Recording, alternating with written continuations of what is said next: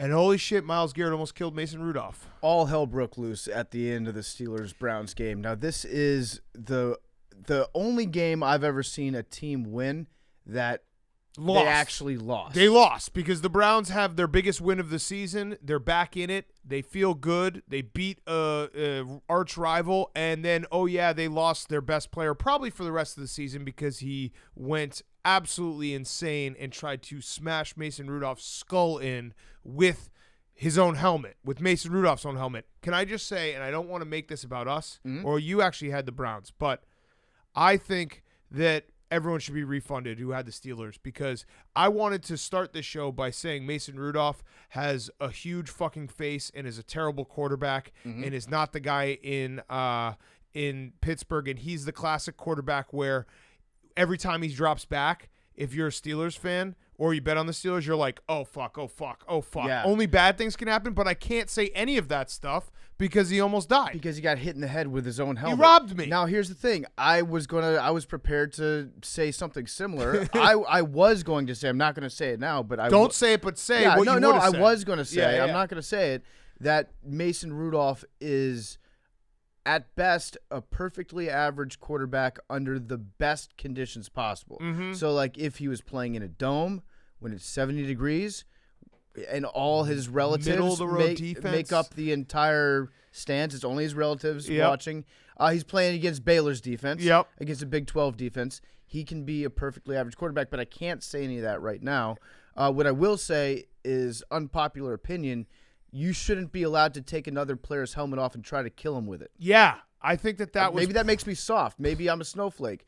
Pussification of the NFL. But actually, Roger Goodell is probably going to throw the rule book at him because he made illegal contact with Mason Rudolph's helmet. Yeah. Not the part about him hitting in the head with it. And Mason Rudolph, by the way, is coming off a brutal concussion like a month ago. Yeah. The whole thing was insane. We actually were ready. We're about to tape, and...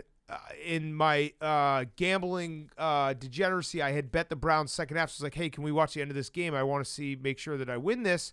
And then all hell broke loose. Yeah. And it was absolutely insane. So if you didn't watch, if you fell asleep early, go watch the highlight, but we'll explain the highlight. I'm sure a lot of Browns fans turned the game off. Yeah, they might have. So it was 3rd and, 25 or whatever. There's no time left. There's maybe 8 seconds left. And Mason Rudolph drops back to pass, gets hit by Myles Garrett. Now, Mason Rudolph did sort of push Myles Garrett in the face. No, he tried to take Myles Garrett's helmet off. So he definitely provoked it, and Myles Garrett then ripped Mason Rudolph's helmet off. And I think if it had stopped right there, it would have been that was not nice. Like, that wasn't good, guys. That's AFC North football. Yeah, like, all right, well, maybe a fine. Maybe everyone gets a $15,000 fine. But no, it did not stop there because then Myles Garrett took Mason Rudolph's helmet and smashed Mason Rudolph over the head, like full contact. Now, to his credit, he hit him with the open side of the helmet down. Good. Safety so first. He could say, like, he was concerned for Mason Rudolph's health. He said, hey, man, it's not safe to be out here without your helmet on. Let me very aggressively put it back on your head. Get it back on your head, yeah. And then Pouncey.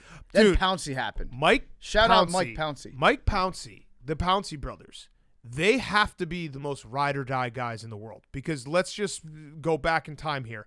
The Pouncey brothers, after I think Aaron Hernandez was in jail, already convicted, felon, murderer, they were like wearing free Aaron Hernandez hats at the club. Like, they stuck with their guy a little too late, a little too far. So Pouncey just goes insane on Myles Garrett, hits him, kicks him, which, by the way, hitting a guy with a helmet on is always just a really stupid thing. But that Pouncey, again, credit to him for being ride or die. I actually think that Pouncey could injure somebody by punching them in the face mask. I think that's within his skill set. He shouldn't be suspended, by the way, because I feel like he should just be like, hey, that was ride or die. And also he shouldn't be suspended because if we're looking out for Mason Rudolph's head and concussions, we can't let that offensive line get worse. Well, also, if I'm Roger Goodell, I don't want to suspend Pouncey because then I have to deal with the Pouncey brothers at that point, and then I'm not safe. Correct. So, yeah, I'm willing to overlook Pouncey's aggression in this because he had his guys back.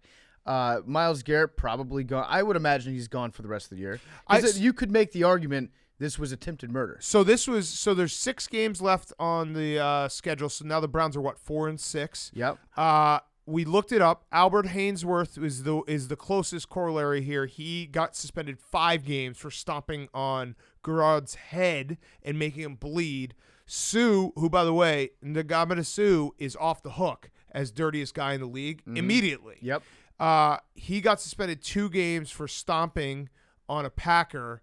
So I think this is going to be 6. And it's like a perfect, all right, you're suspended for the rest of the year. So like we said at the top, the Browns won, and now their season's over because they just lost their best player on defense. There are definitely some Cleveland Brown fans that went to sleep with a win that are going to wake up tomorrow morning and somehow have lost overnight after a big win. So Browns. And here's a fun little stat. This was the first time that the Browns have ever beaten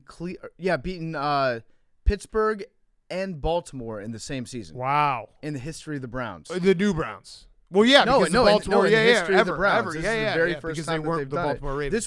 This was somewhere Greg Williams is watching. He's like, these are my guys. These are my guys. Shit.